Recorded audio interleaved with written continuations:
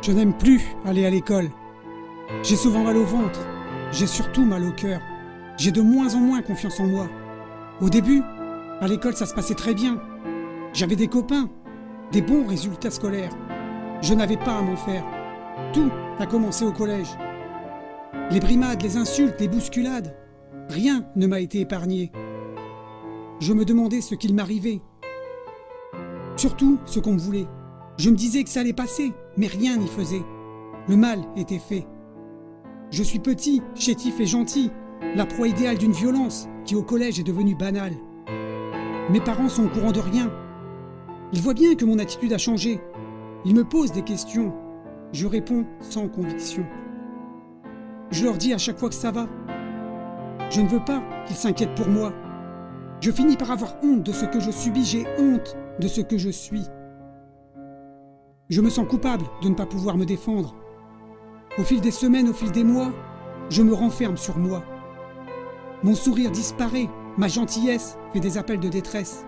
Je ne peux rien faire, sinon me taire et attendre les prochaines vacances scolaires. En attendant, je prends des coups en silence, ils ne me laissent pas de traces.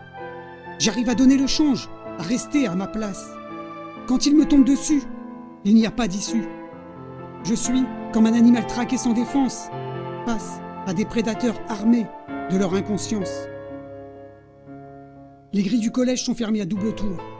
Ce n'est pas de l'extérieur que pourront venir les secours. Cette grille cadenassée donne l'impression de l'extérieur que l'endroit est protégé. L'école est obligatoire. Les parents envoient, sans le savoir, leur enfant malmené à l'abattoir. Il y a ces murs du silence que les grilles du collège protègent. Mes parents ont été alertés et convoqués pour mes notes qui chutaient. Tant que ce que je supportais n'était pas révélé, je subissais la double peine.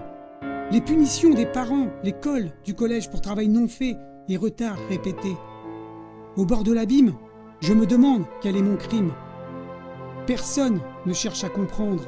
Je ne peux qu'attendre, je ne peux rien dire, sinon je vais encore avoir plus à subir. Mes parents m'ont emmené voir un psy, à qui bien sûr je n'ai rien dit. Le mot « dépression » a été évoqué. Je me demandais de quoi on parlait. Une étiquette a été posée sur mon mal-être.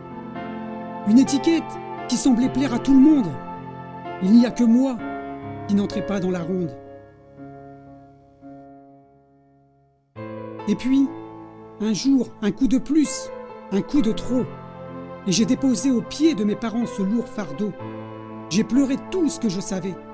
Des mots ont été mis sur mes mots. C'est là que je me suis dit que mon calvaire devait cesser.